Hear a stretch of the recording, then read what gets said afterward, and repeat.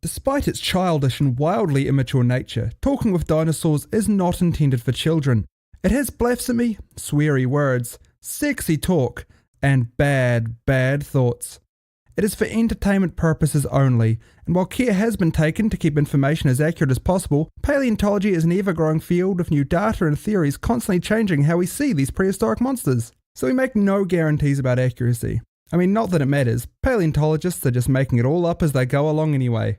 And Mum, I'm still very, very sorry.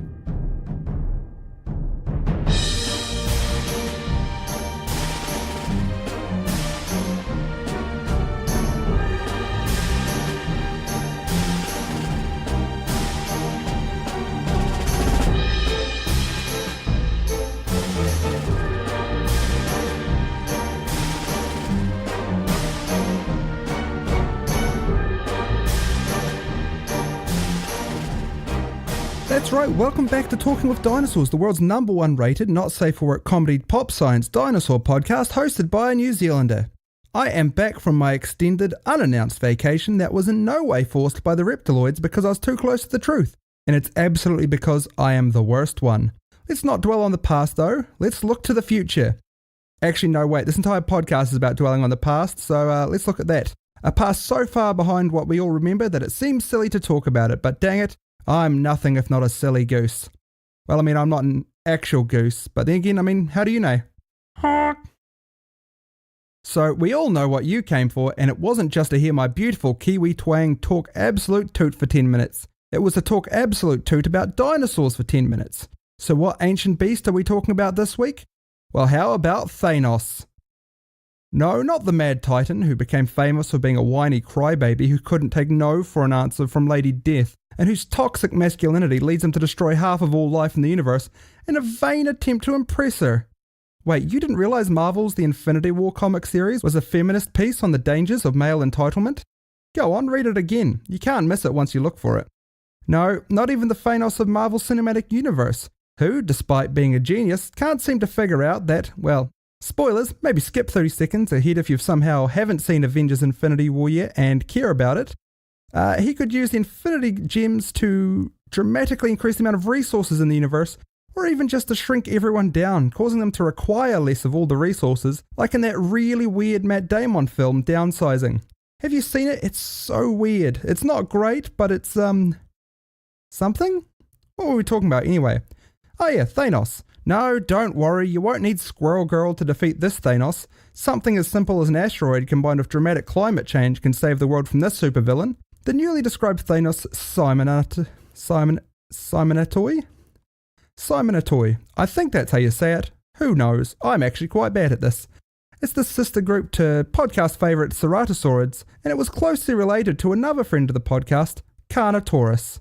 Like Carnotaurus, it probably had little vestigial arms, the sort that would make even a T-Rex mock them, and even those little like snake-like lizards with the barely existent legs would question the point of. Damn it, what are the name of those lizards? Horace, what are those snake-like lizards with the little legs? You know the ones. Okay.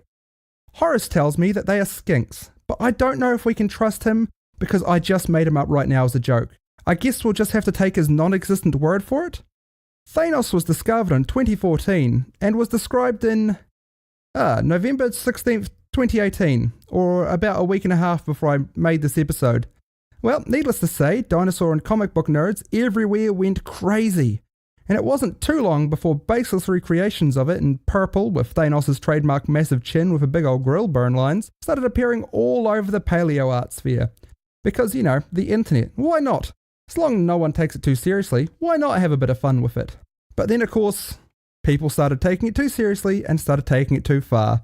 The Wikipedia vandalism started, and people started trying to genuinely convince people that it was called Thanos because it looked like Thanos, and just trying to ruin it for everybody. Thanks, humanity. This is the worst thing to happen to Dinosaur's image since Jurassic Park, that pile of trash. But then again, how do we know it didn't look like Thanos? By now you should be aware that paleontologists often don't have a lot to work with when it comes to dinosaurs, and Thanos is no different. All that was discovered in 2014 by the team of Sergio Luis Simonato, who it was named after, was half of a single vertebra, And that, combined with the other half of the same vertebra found a few years later, gave them a good idea of the vague species of the dinosaur, and was even enough to give them an estimate of 5.5 to 6.5 meters long. And that's pretty impressive. But is it enough to 100% discount a purple colouring and a big old flame-grilled barbecue chin? No, no way. I mean, is it likely it had that? Not at all. But you know what else isn't likely? That pinnacle of evolution, the duck-billed platypus. And yet we still have that absolute weirdo. So I think that's about all the time I can give to a dinosaur that's only been around for 2 weeks, that we only have 2 half bones from. So let's give the South American bad boy a rating before Squirrel Girl gets her paws on him. Off screen, of course. So let's give it a, 2? 1 for each specimen we have of it, out of question mark, because of how little we actually know about it. That seems like a satisfactory rating, right? No? Well, too bad. Go fuck yourself. We're moving on to our Q&A section right after the break anyway. Did you know a turkey puppet once ran for the presidency of Ireland? Did you know that meat once rained from the skies of Kentucky? Did you know that there was an emperor of the United States for a while? Then listen to the Wiki Ship Down podcast. We live in an age when the sum total of humanity's knowledge can be found in your pocket on a smartphone at any given time. But when that knowledge is peer editable, like it is on Wikipedia, what does that say about mankind? So follow us down the digital rabbit hole as we drink, joke, and curse our way through the random button on Wikipedia and see where our journey through humanity's knowledge takes us. While you're at it, follow us on all social media at Wikishipdown. I'm Ruth Ann. I'm Ryan, and be sure to find us every Wednesday on iTunes, Stitcher, SoundCloud, or wherever you listen to podcasts. Welcome back. Let's look at my question bag here. Ooh, it's looking a little light, I see. Do you all want to start sending me some more, please? You can make them really weird if you can. Those are ideal. Let's look at our first question. It is from Dinofuckmesaurus, longtime contributor, friend of the podcast, an individual I would absolutely not introduce to anyone with a straight face. What an online handle. Anyway, Dino says, I think it's time for another awkward question. What dinosaur would you date?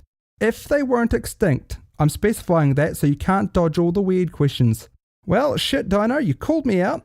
You got me fair and square, so I have to answer which dinosaur I would date if they were still around. Well, first we have to look at which dinosaurs would actually be willing to date me. Ankylosaurus would be perfect, but obviously would be right out.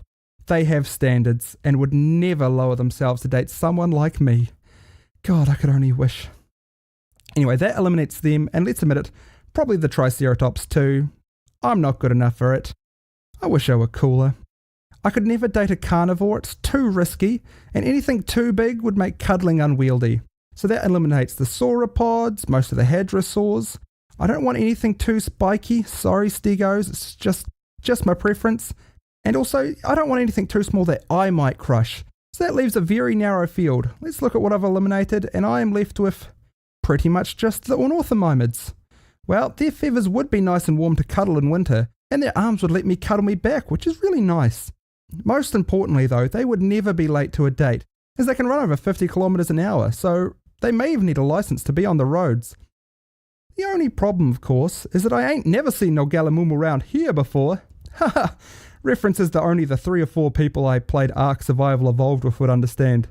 Everyone tells me that the key to a successful podcast is in-jokes that no one will ever get, right? Sure. Okay, next question. Thomas Angove asks, was Ross from Friends the worst because paleontology made him the worst? Or was he a paleontologist because he was the worst? It's a chicken and egg conundrum, but I'd like to get your answer on it.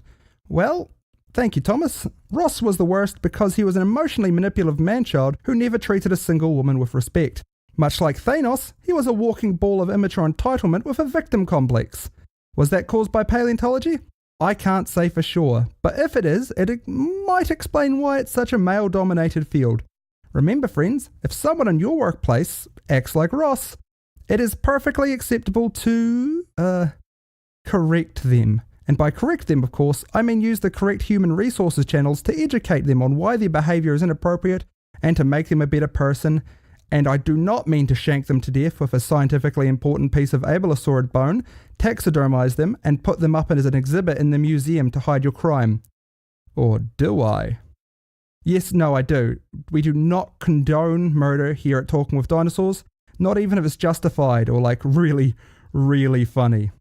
Finally, we're at that glorious part of the day where we do everyone's favourite segment, great contributions to dinosaur science, except from paleontologists, because fuck those guys. This week's winner was suggested by Adam Underfoot Donahue, designer of the podcast logo, creator of the segment, and all-round legend. 10 out of 10, the podcast wouldn't be the same without him. Anyway, he suggested Chuck Tingle, someone who I would assume any of the listeners to this podcast would need no introduction to. But just in case, Chuck Tingle is a writer of mostly gay erotica, famously starting with bizarre stories of sex with dinosaurs, before rapidly evolving to stories of all sorts and weird and wonderful things. He had titles such as Pounded in the Butt by My Own Butt, and Pounded in the Butt by My Hugo Award Loss, which was written after a bizarre situation in which an alt-right group tried to hijack the Hugo Awards to protest diversity. I don't know, I don't get it either, as you don't really get more diverse than Chuck Tingle's work. Not only an author, Chuck also has a brilliant podcast on the Night Vale Presents network, Pounded in the Butt by My Own Podcast, which I would definitely recommend you check out. It is hilarious. Chuck is also probably one of the best Twitterers out there, right after me, Audrey Porn, and Sue the T-Rex. Famously featured on the Dinosaur erotica episode of Wikiship Down, which you should definitely also check out. Start with episode 57, the Poe Wiki Hoax. It's a cracker. All in all, Chuck is a brilliant human being who I would absolutely vote in as eternal dictator of Earth. Don't at me about it. Actually do, I love feedback. That's all the time for we have this episode. Thank you so much for continuing with me on this dino journey. It means so much that you keep coming back. Special thanks as usual to Electricity. You can check out his music in the liner notes. Adam Donahue, and all the legends who helped me through this with questions, suggestions and hate mail, though most of the hate mail is from my mum. Extra thanks to Aidan Linton, who suggested Thanos for this week's episode, which reminded me I needed to do an episode.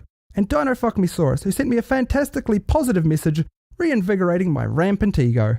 My question sack is now empty, so pretty please send your questions in. The weirder the better, but I'll do my best to answer anything. If you've sent me a question before, and you don't think it's made it in, but send it in again. It's not that I've left it out, it's just that I'm really bad at stuff, and I'm pretty sure I've lost at least a few of them. You can send those through, along with anything else you want to say to me, to talkingwithdinosaurs@gmail.com, at TalkingDinocast on Twitter, at Talking with Dinosaurs on Instagram, or on the Facebook page or group Talking with Dinosaurs, Dinophiles Anonymous. You can also ask me for the secret keys to the Discord server, where you can scream at me 24/7 about whatever you like. I promise I won't get mad. I haven't banned any of the widows in there yet, so I'm sure you'll be fine. Don't forget to be like Chuck Tingle and do some good in the world. Donate to a local museum or something in your area, like Legend Daniel from my Discord.